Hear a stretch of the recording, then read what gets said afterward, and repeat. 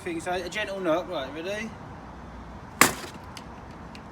Right, I'm going to lock the design.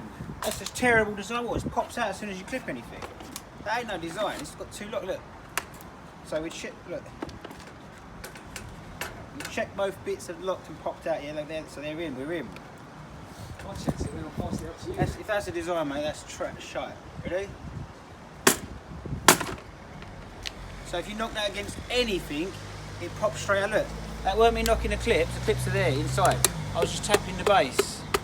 I've just cost me £200 for a new battery I'm going to have to buy now, and that has just done it. Obviously you see us have a problem with the whole trimmer, so now we're going to see if the whole saw does the same thing. So we're going to give it a gentle knock, and that is a gentle knock. That's literally it. It's that. Every time you're in a tree when you're operating this device, you're going to knock it against all sorts of things, branches, ladders. So you've just seen that happen, yeah. You could sit there and say, well, Tel, you probably set that one up. Well, I didn't set them all up. I'm not that clever. So look, we're in.